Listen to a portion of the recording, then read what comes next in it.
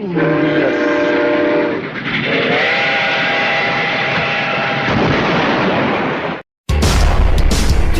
to fly.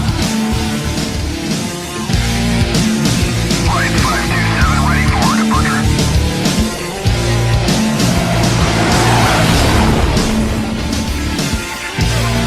Get ready to fly.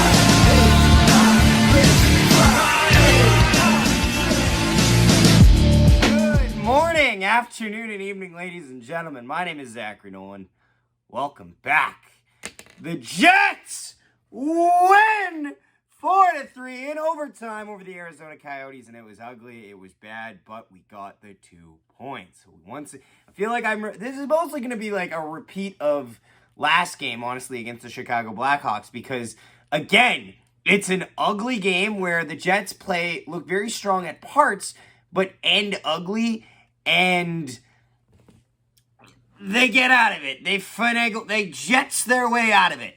Let's get into it. Obviously, it is Wazak night. I believe I probably said that wrong, and in which case I'm sorry. But always great to have, honestly. I like these collection of days that they do. Some people are like, why do we celebrate so many things? It's like, why not? There's 41 home games. Like, get over it. But yeah. Jets get on the board early thanks to Mark Scheifele scoring 1-0 reaction here. Oh, there. Yeah! Let's go! Woo! There it is. There it is. Arizona gives up a goal in the first 5 minutes for the 6th straight game. And yeah, no, the first period is a great period for the Winnipeg Jets. It is a period that they will look back and go, yes, we did great on all that we wanted to do, honestly, here. That being said, later on in this game, it shows that the Jets had a lot more opportunities that they were given than just the first period, and they didn't take them at all. We keep going on. The Coyotes would get a power play after Nino Niederreiter to goal interference penalty. That's a penalty for sure. What I don't get is Kesselring getting a free shot at Nino Niederreiter because he bumped the goalie lightly. Like, you're already getting the power play. You don't need to drill him. Just saying. And Lowry gets into a fight with Kesselring and smokes him. Absolutely hoses him down with 2 punches, and that's that.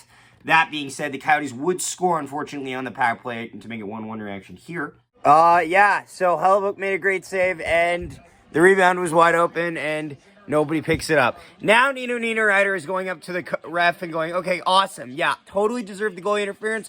Why didn't Kesselring get interference for pushing me from behind?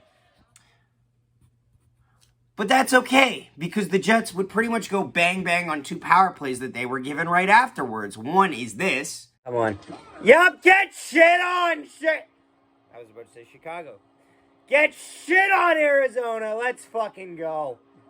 That's exactly what I wanted. After all that nonsense that happened earlier, I'm happy that they just went out and just said, fuck you, we're going to score right now. And then, not long after, that's to get set up Kyle Connor, and then Gabe Vilardi absolutely breaks Connor Ingram's elbows to score reaction here. Oh my heavens! Gabriel Vilardi! Take him out to dinner before you fuck him! Beautiful, beautiful, beautiful, beautiful. And that would be where the first period would end, with the Jets having 2 amazing power play goals on 2 shots and giving up 1 shorthanded, which they don't want to think too hard on, and overall being the better team. That would shift in the second period decisively with a couple shifts to point out to. The shift where they give up the goal is such a pivotal of this game has turned on its head. I can't think of any other perfect point. Before we get there, though, here is Carter's thoughts on the game. And this is how you fucking kidding! Oh, come on! Yeah! Morning, afternoon, and My turn, jackass! sweet! Get the fuck out of here! What a stop by Hellebuyck!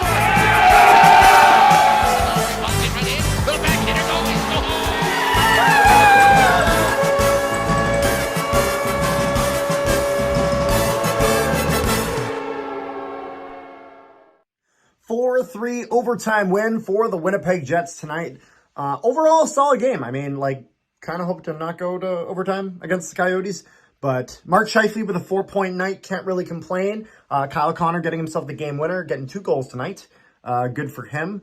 I love that Gabriel Vilardi goal. And one thing I want to talk about here is that Gabriel Vilardi, this is now, I think, his second or third goal. I think it's his second goal from that spot, because the thing I noticed is that this first popped up when me and Zach were in Vancouver at the Jets versus Canucks game. Vilardi is now starting to attack on the power play from that spot. I think them seeing him feeding Monahan in the middle and seeing them attack, how Monahan just attacks on that, has really kind of opened up Gabriel Vilardi's confidence in terms of being close to the net and really just going for it. He'll have that spot just right on the post. The puck is being given to him. And, I mean, he literally makes a beautiful move here, makes Connor Ingram bite just by stick handling in front, pulling him off that post and putting it right past him. So, Vilardi's been attacking from that spot on the power play. I want to see that continue. That has been very successful for him so far. And this power play, again, before Sean Monahan, this power play struggled. So it's going to be one of those things where, as good as we are 5-on-5, we have to continue the pressure on the power play.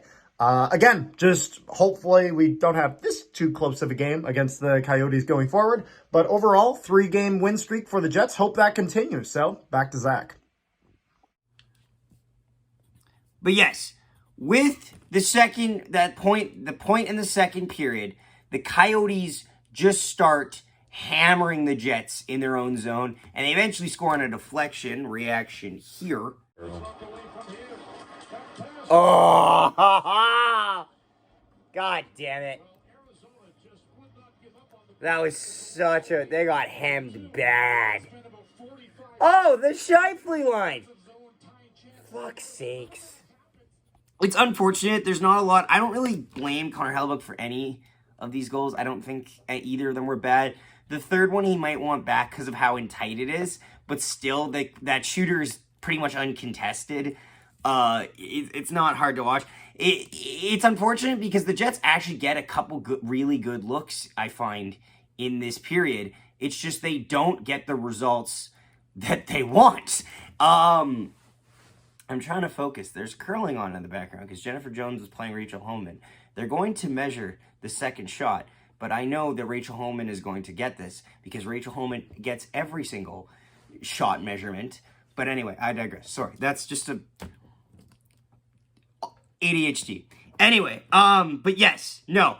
The Jets just the top line is great, but the top line has to outscore their problems, which tonight they got away with, but it's not an ideal situation to be in. With the end of the second period, what time is it? Moose Watch!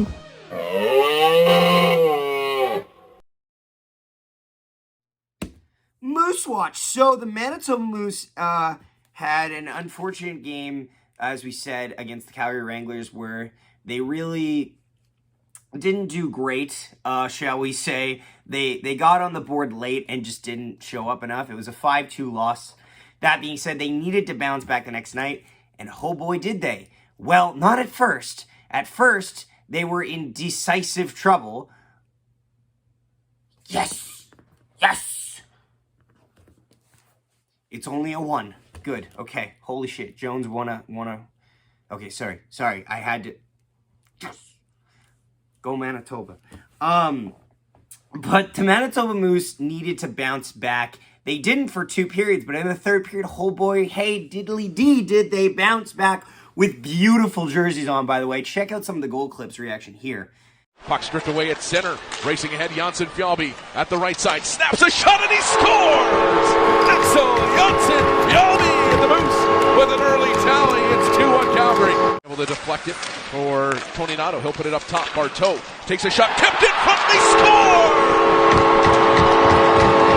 Dawson Barteau lets it go for the line and changes directions, and we're tied 2-2. For Gustafsson. Snaps one towards the goal. That one's turned away. But right off the boards, they score! Axel Janssen Fjallby! A pinball to the back of the net, and it's 3-2 Moose! He had to slow up to get it, but he's in alone. Goes to the forehand, and he scores! Jeffrey Viel and it's 4-2 Moose. Does the Tiger Williams afterwards. Rides the stick all the way to center. That is right. Count it, 4 straight unanswered goals for the Manitoba Moose to give them the win over the Calgary Wranglers in a very tough matchup that they rose to the occasion of. Janssen Fjallby had 2 goals. Dawson Barteau had a goal, who's actually been starting to find a scoring touch, which is nice because he's fine, but like he's one of the guys on their AHL exclusive contracts that I was kind of a little bit unsure of how he'd fit in because he's mostly played in the ECHL, but he has began to get into the lineup a little more regularly and has not looked totally out of place. Jeffrey Viel would score and do the Tiger Williams ride the stick, which was always really fun. And yeah, that was Moose Watch. So we go into the third period. Oh, shit. What are we actually doing? I walked downstairs because I was just trying to grab a plate for supper and it's fucking tied. Dumb. I just walked downstairs and the game was already tied. And I went, oh, fuck me. Unfortunate. And yeah, it just creates... I don't want to bore you all with the details, but the third period is just a mess of stress, honestly. Also, too, can we talk about the elephant in the room? Why the fuck is Cole Perfetti on the fourth line? And they're like, oh, why is IFL? Because IFL is on the second line. Okay, they both are on scoring droughts. What's the fucking difference? Like, I don't get this in the slightest. Also, too, Monahan was sick today. So, let me get this straight. So, Cole Perfetti has decent chemistry with Vladislav Nemestikov. So, Vladislav Nemestikov gets moved up to line 2. But you keep Iafallo up there? Like, I don't mean to shit all over Iafallo, but he's the definition of mid-reward streaky player. Sometimes he's bang on, but other times he's just kind of there. And when he's kind of there on a line with Nikolai Ehlers, it's actively taking away what Ehlers is cooking. It's just frustrating. And this whole period was stressful. There was a lot of times where I was like, oh, we really need to get out of this, please. But yeah, no. Let's go to the end of the third period. Quickly, we are going to go to the women's side of hockey. Women! Women! Women! Women! Women! Women!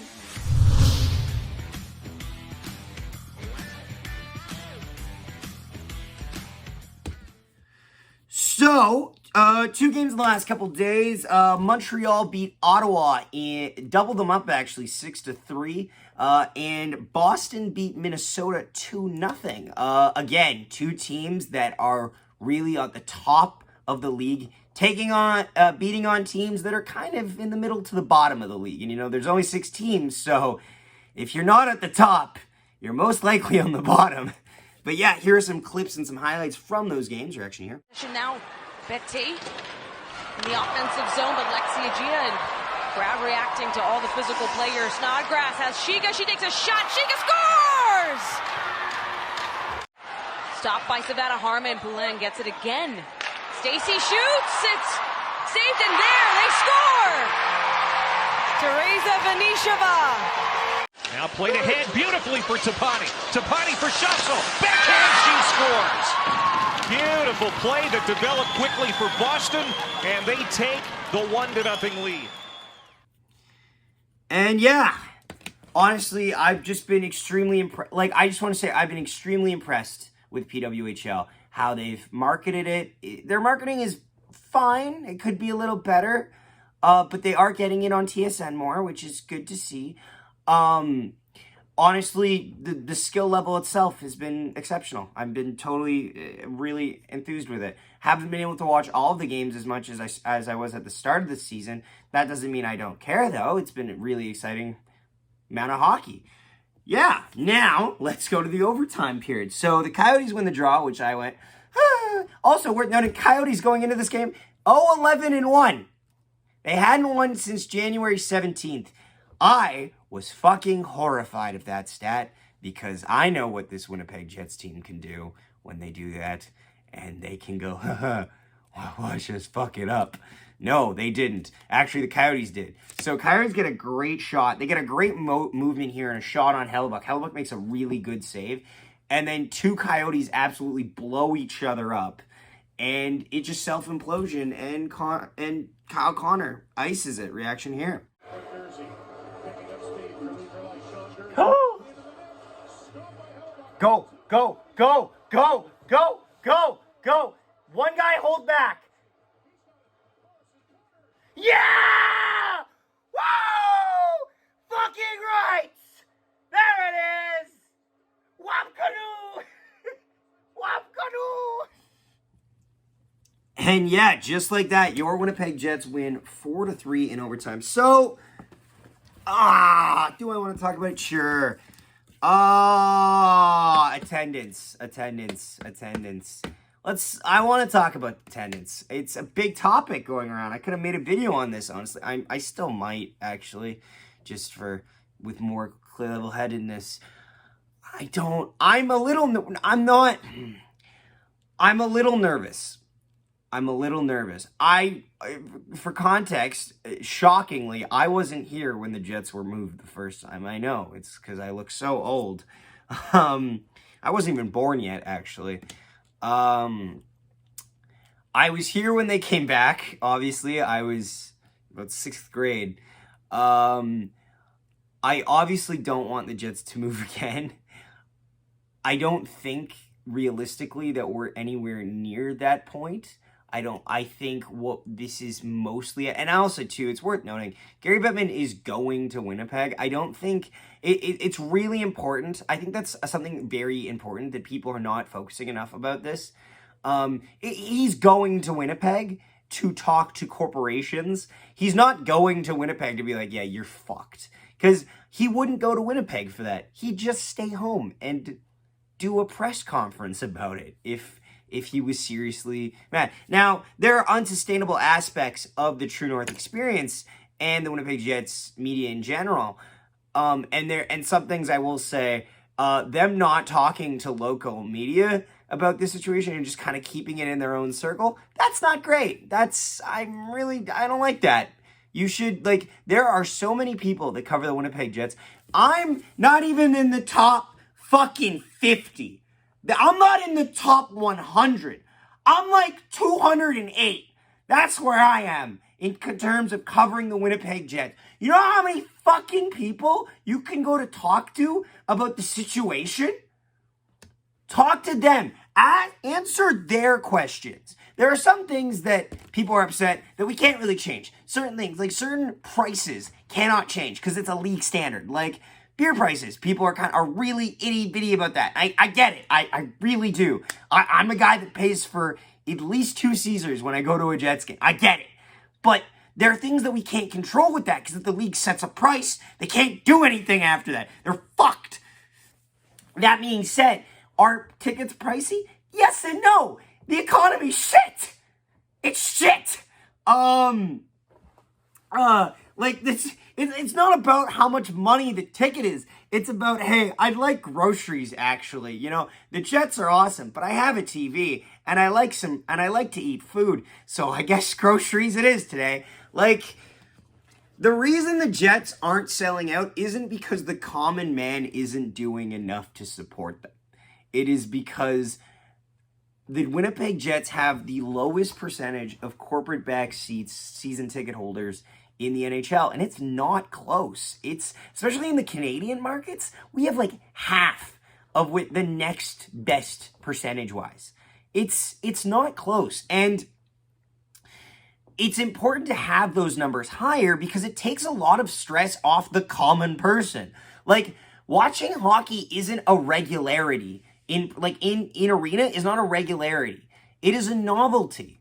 And sometimes novelties lose their luster when you go to so many games, but that's okay because certain amount of tickets need to be spent on fucking people that can afford it, which is corporations.